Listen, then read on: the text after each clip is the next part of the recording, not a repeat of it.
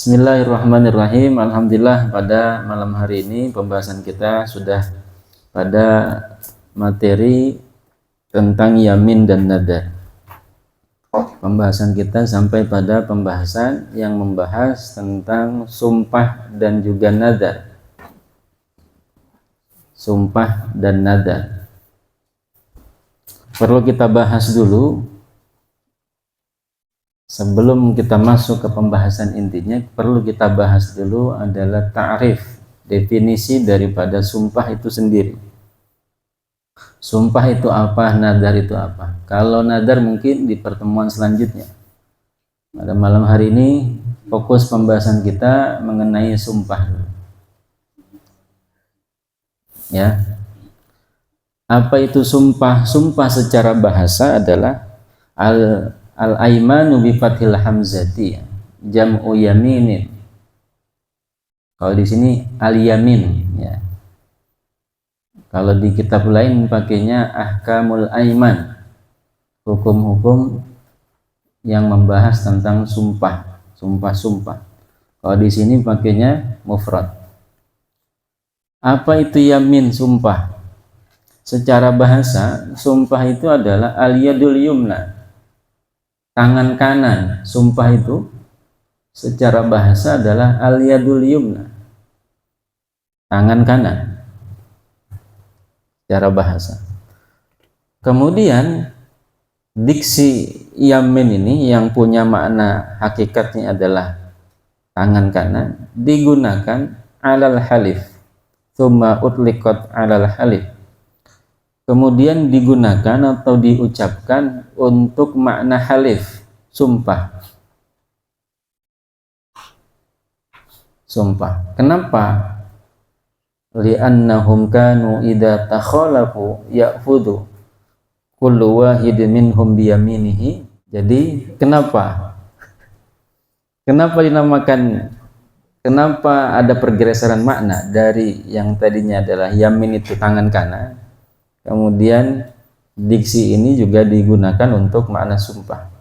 Karena orang dulu itu ketika bersumpah mesti menjabat tangan orangnya, ya, orang lain dengan tangan kanan. Maka kemudian diksi ini digunakan untuk kata sumpah, untuk makna sumpah.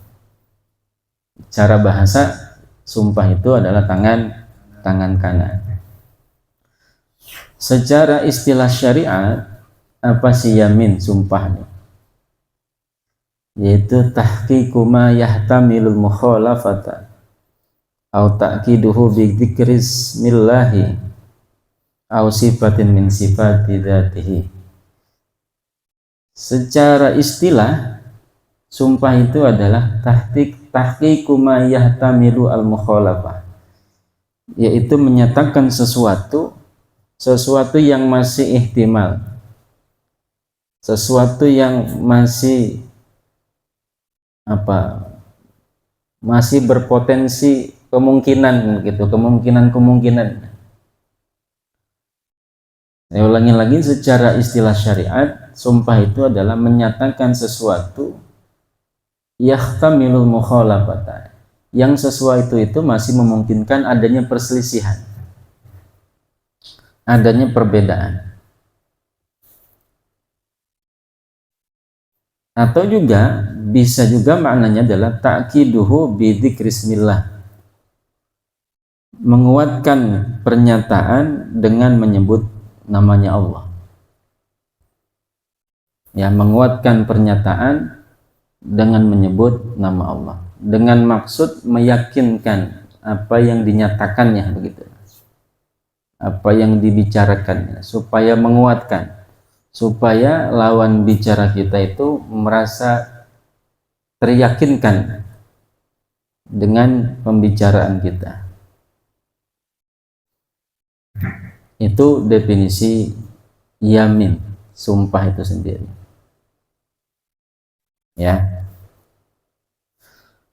Selanjutnya yang kita bahas juga adalah dalam Al-Quran itu kata al-halif atau al-halfu itu disebutkan ada 11 kali dalam Al-Quran, di dalam surat yang berbeda dan di ayat yang berbeda.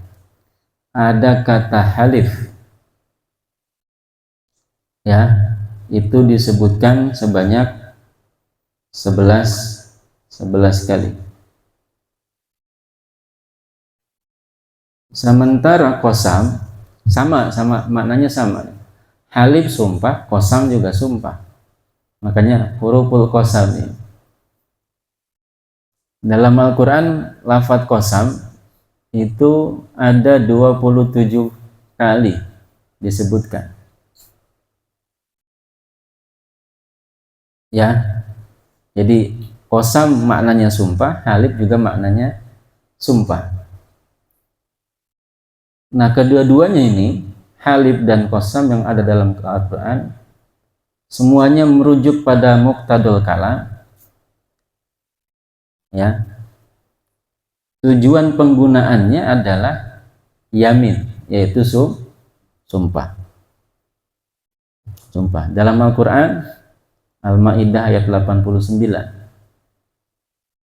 Allah tegaskan, la yu'akhidukumullahu billagwi fi aymanikum walaki yu'akhidukum bima aqadtumul ayman fakafaratuhu it'amu asyarati masakina min awsati ma tut'imuna ahlikum aw kiswatuhum aw tahriru raqabatin faman lam yajid fasyamu salasati ayyam dzalika kafaratu aymanikum idza halabtum wahfadu aymanakum. Nah, ini nih,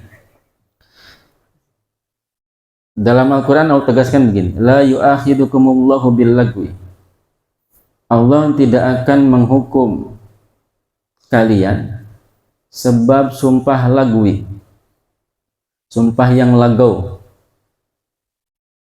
Sumpah yang lagau itu bagaimana? Sumpah yang terpeleset lidah, atau dia bersumpah tetapi dalam hatinya tidak bermaksud sumpah.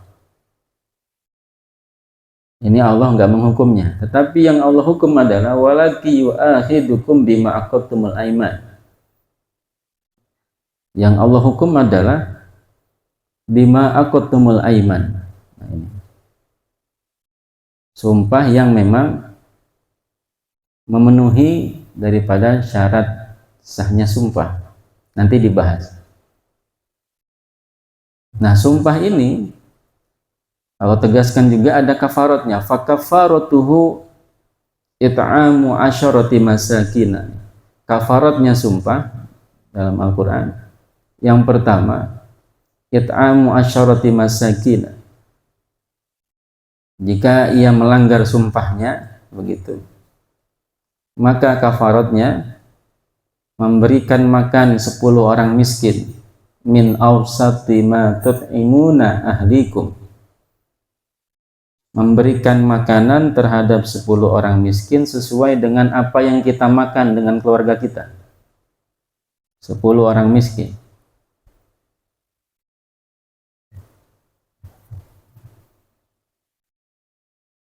Atau au kiswatuhum, memberikan pakaian kepada mereka. Memberikan pakaian. Au tahriru raqabatin, atau memerdekakan budak. Atau memerdekakan budak satu budak. Nah, kalau nggak bisa, Allah tegaskan lagi, faman lam yajid fasyamu salasati ayyamin, maka wajib baginya dia berpuasa 3 hari.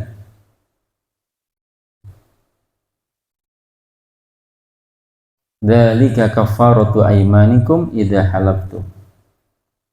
Yang demikian itu adalah kafarat daripada sumpah-sumpah kalian jika kalian tidak memenuhi sumpah kalian atau tidak benar lah. Wahfadzu aymanakum. Nah, kemudian Allah berpesan, wahfadzu aymanakum, jagalah sumpah kalian. Nah, itu dalil daripada sumpah. Banyak dalam Al-Quran itu, banyak benar. Nah, berbicara sumpah, ini ada kisah juga. Sayyidina Muawiyah, sahabat Sayyidina Muawiyah, pernah bersumpah kagak bakal kawin nikah. Sayyidina Muawiyah, wallahi la atazawwaj, kata beliau, demi Allah saya nggak bakal sumpah, nggak bakal nggak bakal kawin begitu, nggak bakal nikah, demi Allah saya nggak bakal nikah. Nah, sumpah beliau ini dilatar belakangi karena ketika itu Nabi Muhammad SAW melihat adanya tanda-tanda di antara Sayyidina Ali dan Sayyidina Muawiyah ketidakrukunan. Jadi Nabi sudah melihat tanda-tanda enggak bakal rukun nih. Sayyidina Ali, Sayyidina Muawiyah enggak bakal rukun. Bahkan Nabi sampai berucap, yang aku khawatirkan nanti anak turunnya bakal terus bersitegang gitu, kagak rukun, dzurriyyahnya kagak rukun. Di latar belakangi itu kemudian Sayyidina Muawiyah sampai sumpah karena khawatir nanti anak turunnya juga bakal berseteru, bakal berkonflik dengan anak turunnya Sayyidina Ali. Maka dia bersumpah, maka beliau bersumpah, wallahi la atazawwaj, demi Allah saya nggak bakal kawin. Ya, supaya menghindari itu tuh, menghindari terjadi konflik yang berkepanjangan bahkan sampai anak turunnya begitu.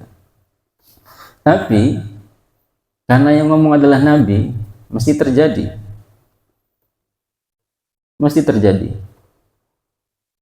ya. Sudah kadung ngomong nggak bakal nikah begitu, nggak pernah meleset. Nabi nggak pernah meleset, pasti terjadi.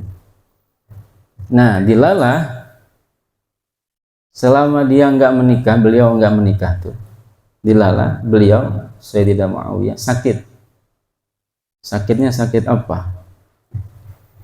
Wahanu. Apa wahanu?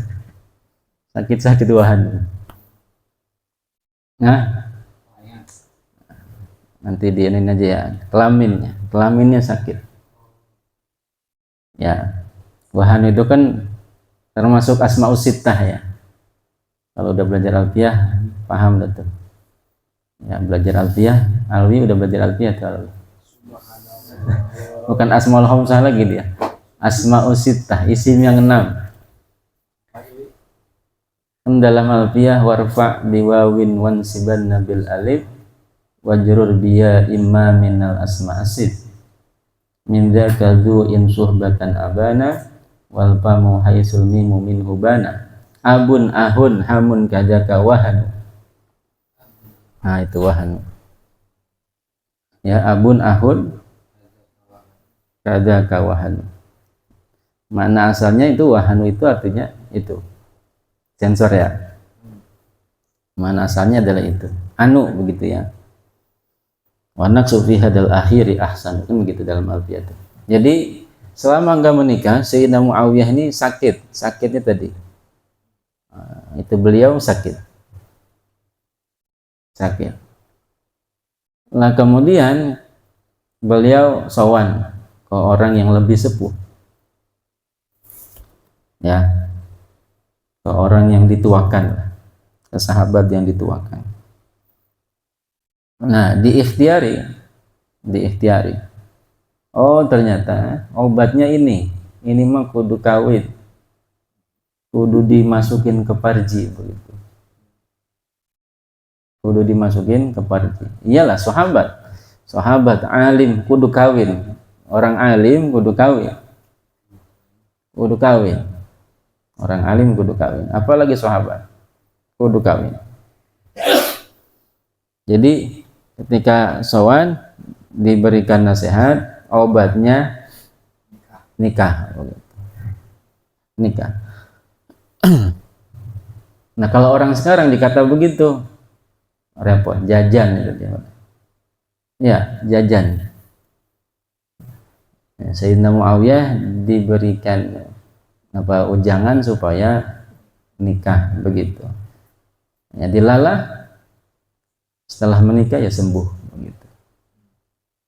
Artinya apa? Beliau pernah melanggar sumpahnya. Ya, melanggar sumpahnya.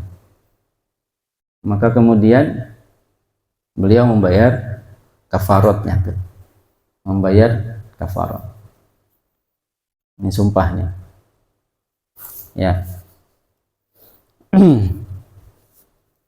Kemudian tadi la yanaqidu kullu minhuma illa minal balik al-aqil mukhtar. Tidak sah nadar dan sumpah kecuali berasal dari orang yang balik. Kecuali sumpah itu berasal dari orang yang balik, orang yang berakal, orang yang punya kehendak, bisa memilih, artinya tidak dalam keadaan terpaksa, dipaksa. Ini syaratnya nih. Syarat sahnya sumpah berasal dari orang yang balik, berakal, akalnya sehat, kemudian punya kehendak. Kemudian juga syaratnya harus dilafadzkan, minimal dia sendiri dengar. Kalau dalam hati nggak sah, tidak dikatakan sumpah, tidak dikatakan sumpah. Jadi harus terucap, minimal dia dengar dewek, minimal dia dengar sendiri, apalagi yang dengar orang lain begitu. Jadi kalau dalam hati, demi Allah, dalam hati gak bakal begini, enggak jadi sumpahnya, kudu dilafadzkan. Kemudian lagi syaratnya lagi adalah tidak sah sumpah kecuali dengan asma Allah, kecuali dengan nama Allah atau dengan sifat-sifatnya Allah, sifat-sifat yang terkhusus untuknya. Ya, enggak sah bersumpah dengan selain nama Allah atau dengan selain sifat-sifatnya Allah. Kudu menggunakan lafadz Allah, wallahi, demi Allah. Selain itu atau kudu menggunakan sifat-sifatnya Allah. Contoh sifat-sifatnya Allah, misalkan khaliqil khalqi, ka khaliqil khalqi,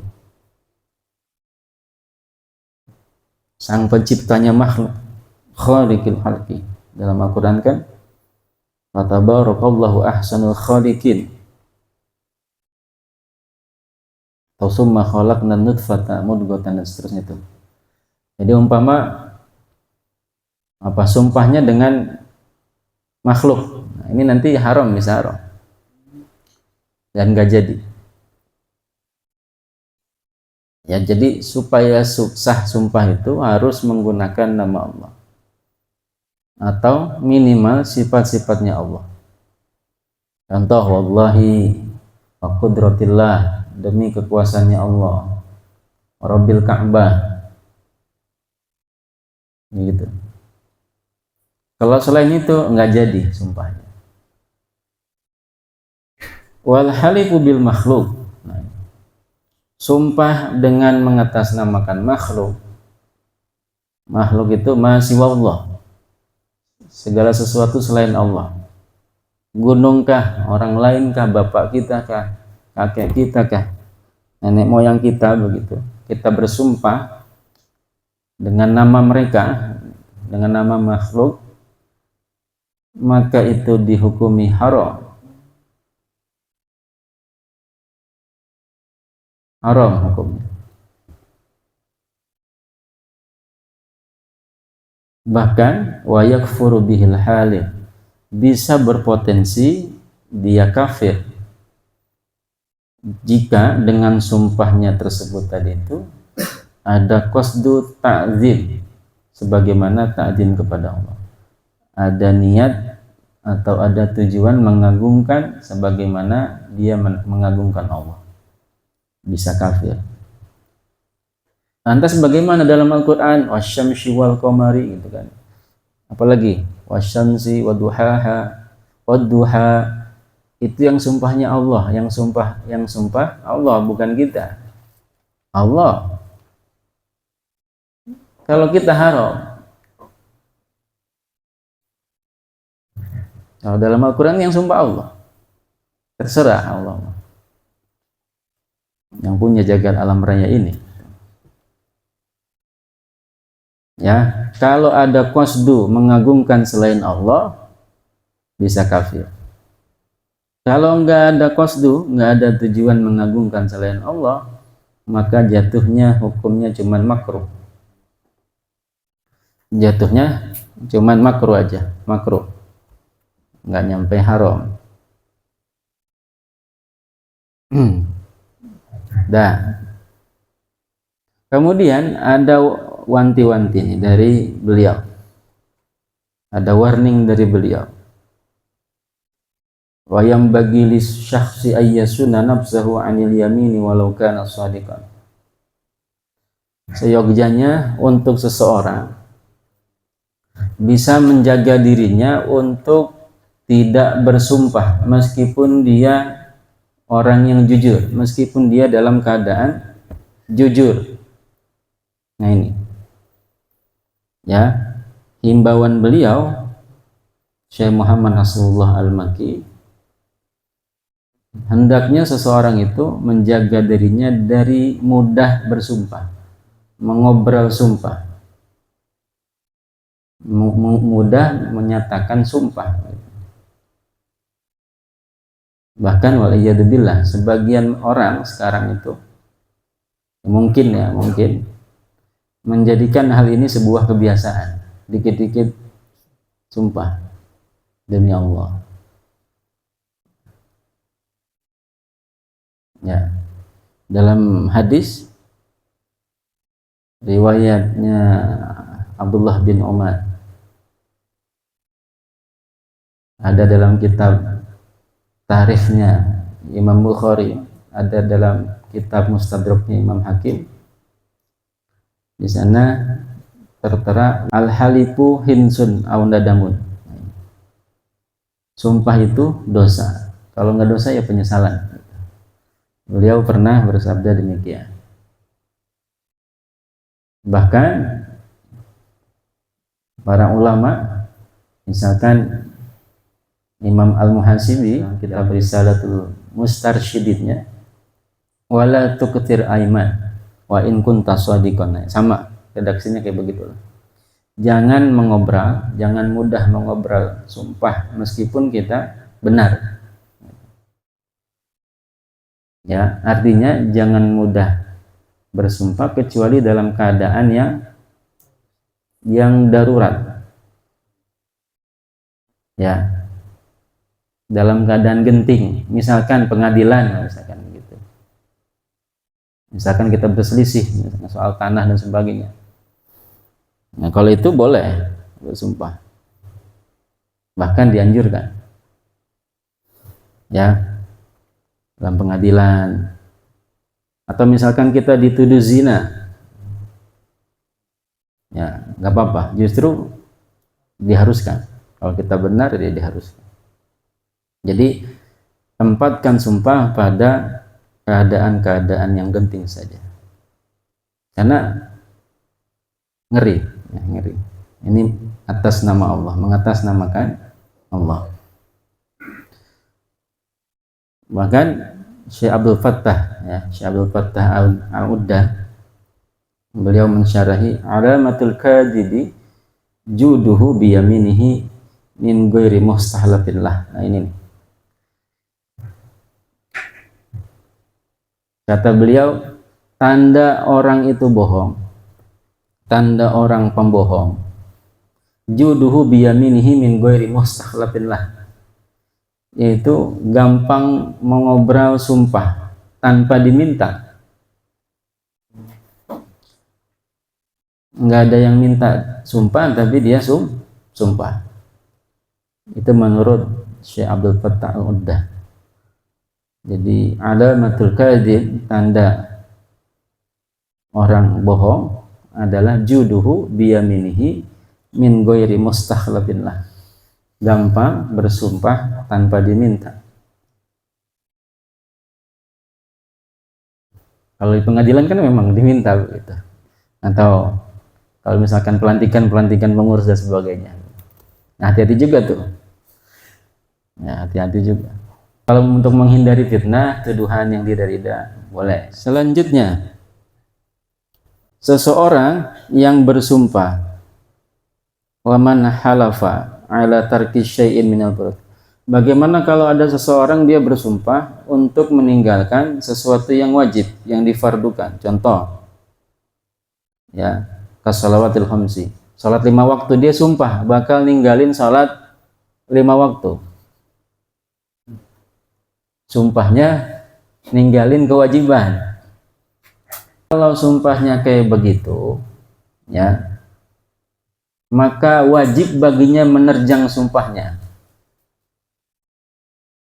Kalau sumpahnya adalah sumpah untuk meninggalkan kewajiban, wajib baginya menerjang sumpahnya.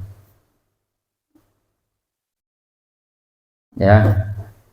Selain itu, karena dia menerjang sumpahnya, ya tetap bayar kafarat.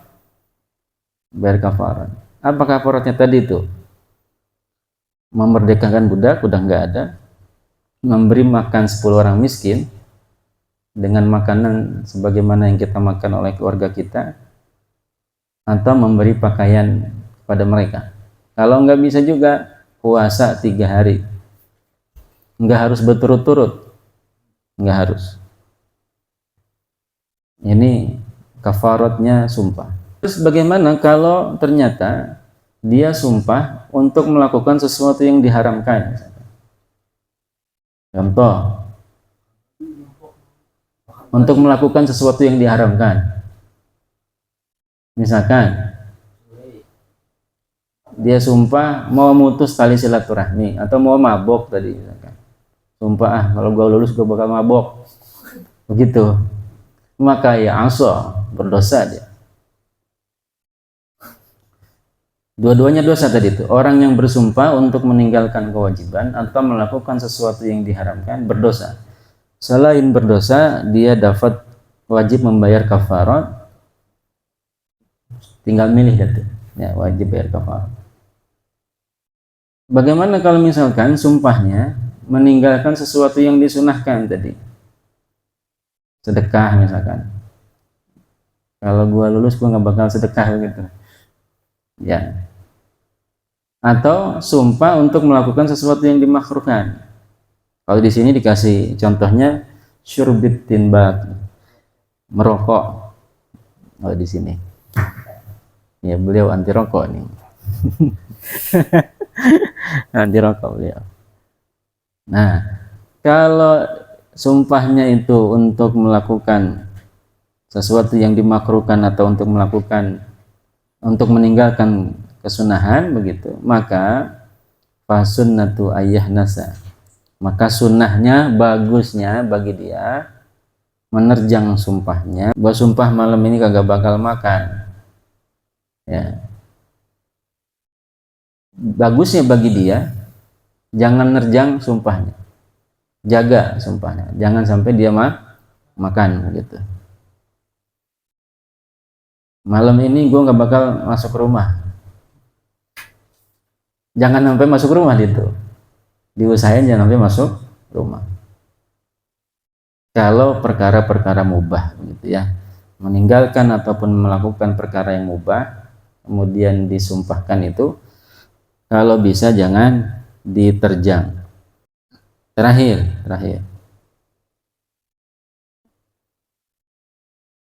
dalam Fathul Qorib itu ada contoh begini, wa man halafa alla yaf'ala syai'an fa fa'ala ghairuhu lam yahnas. Misalkan ada orang yang bersumpah tidak akan melakukan sesuatu, fa fa'ala ghairuhu, kemudian orang lain melakukannya. Contoh begini, ada orang bersumpah nggak bakal ngejual tanah gitu. Tanah ini gua nggak bakal jual, demi Allah tanah ini gua nggak bakal jual, ini peninggalan nenek moyang gua nggak bakal jual, sumpah dia. Kemudian fa fa'ala ghairuhu, nah ini fa fa'ala ghairuhu fa amara ghairuhu bi fi'lihi, dia memerintahkan orang lain untuk melakukannya. Misalkan tadi tuh sumpah kagak bakal jual tanahnya, tapi dia perintah saudaranya, jualin tuh tanah gua, peninggalan nenek moyang gua. Maka gimana tuh? Apakah dia sudah menerjang sumpahnya? Kalau kasusnya begini, dalam kitab itu tidak disebut sebagai yahnas. Dia tidak menerjang sumpahnya. Kan dia sumpah nggak bakal jual. Kan yang jual bukan dia, saudaranya tadi. Dia cuma nyuruh ngejualin. Jadi dia tidak menerjang sumpahnya. Gua nggak bakal jual, tapi dia merintah saudaranya buat jual. Ya kan? Yang ngejual berarti saudaranya. Jadi dia tidak terhitung menerjang sumpahnya, begitu. Pintar ini. Beda lagi halnya, kasusnya kalau misalkan nikah. Amalau halafa alla yankiha fa wakala ghairuhu fin nikah fa innahu yahnasu bi fi'li wakilihi lahu fin nikah. Nah ini dalam hal nikah, misalkan dalam kasus nikah, seandainya ada orang bersumpah tidak kawin, tadi nggak bakalan kawin, gua sumpah nggak bakalan kawin, ya kan? Kemudian di suatu hari tiba-tiba dia berubah pikiran. Kemudian dia nyuruh orang buat ngewakilin dia ketika qabul, ijab qabul. Boleh apa kagak boleh? Diwakilkan ketika kita qabul itu boleh diwakilkan? Boleh. Kita nggak hadir ketika qabul, boleh. Umpama misalkan yang sering terjadi itu di masyarakat. Umpama bukan karena halif ya, bukan karena sumpah, bukan karena menerjang sumpah, bukan tidak ada kaitannya dengan sumpah. Artinya umpama misalkan ketika mau berangkat begitu ke kediaman mempelai, acara akad, tiba-tiba kecelakaan, atau misalkan orang KUA-nya mau buru-buru begitu, ya kan? Ya udah dah, wakilin gua ketika qabul nikah. Boleh.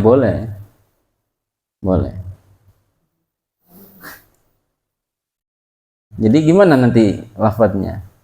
Lafadz qabulnya gimana? Qabil tu nikah an muwakili, disebutkan namanya, misalkan Hafid Alwi. Sah. Apakah jadi istrinya si wakil? Enggak, istrinya dia tetap. Semisal Gus Dur dulu nikahnya begitu. Gus Dur ketika di Mesir kalau nggak salah ya, makan, gua sumpah malam ini kagak bakal makan, ya. Bagusnya bagi dia jangan nerjang sumpahnya, jaga sumpahnya, jangan sampai dia makan gitu. Malam ini gua nggak bakal masuk rumah, jangan sampai masuk rumah gitu, diusahain jangan sampai masuk rumah. Kalau perkara-perkara mubah gitu ya, meninggalkan ataupun melakukan perkara yang mubah kemudian disumpahkan itu, kalau bisa jangan diterjang. Terakhir dalam Fathul Qorib itu ada contoh begini. Wa man halafa alla yaf'ala syai'an fa fa'ala ghairuhu lam yahnas. Misalkan ada orang yang bersumpah tidak akan melakukan sesuatu, fa fa'ala ghairuhu, kemudian orang lain melakukannya. Contoh begini, ada orang bersumpah nggak bakal ngejual tanah gitu. Tanah ini gua nggak bakal jual, demi Allah tanah ini gua nggak bakal jual, ini peninggalan nenek moyang gua nggak bakal jual, sumpah dia. Kemudian fa fa'ala ghairuhu, nah ini fa fa'ala ghairuhu wa amara ghairuhu bi fi'lihi, dia memerintahkan orang lain untuk melakukannya. Misalkan tadi tuh sumpah kagak bakal jual tanahnya, tapi dia perintah saudaranya, jualin tuh tanah gua, peninggalan nenek moyang gua. Maka gimana tuh? Apakah dia sudah menerjang sumpahnya? Kalau kasusnya begini, dalam kitab itu tidak disebut sebagai yahnas. Dia tidak menerjang sumpahnya. Kan dia sumpah nggak bakal jual. Kan yang jual bukan dia, saudaranya tadi. Dia cuma nyuruh ngejualin. Jadi dia tidak menerjang sumpahnya. Gua nggak bakal jual, tapi dia merintah saudaranya buat jual. Ya kan? Yang ngejual berarti saudaranya. Jadi dia tidak terhitung menerjang sumpahnya, begitu. Pintar ini. Beda lagi halnya, kasusnya kalau misalkan nikah. Amalau halafa alla yankiha fa wakala ghairuhu fin nikah fa innahu yahnasu bi fi'li wakilihi lahu fin nikah. Nah ini dalam hal nikah, misalkan dalam kasus nikah, seandainya ada orang bersumpah tidak kawin, tadi nggak bakalan kawin, gua sumpah nggak bakalan kawin, ya kan? Kemudian di suatu hari tiba-tiba dia berubah pikiran, kemudian dia nyuruh orang buat ngewakilin dia ketika qabul, ijab qabul. Boleh apa kagak boleh diwakilkan? Ketika kita qabul itu boleh diwakilkan, boleh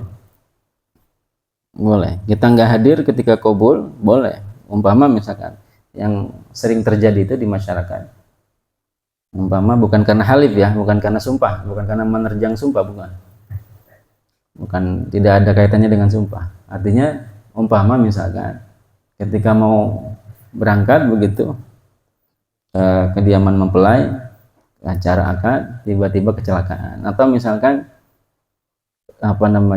orang KUA-nya mau buru-buru begitu, ya kan? Ya udah dah, wakilin gua ketika qabul nikah.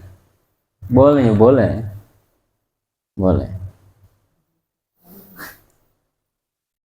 Jadi gimana nanti lafadznya? Lafadz qabulnya gimana? Qabil tu nikah an muwakili, disebutkan namanya, misalkan Hafidz Alwi. Sah.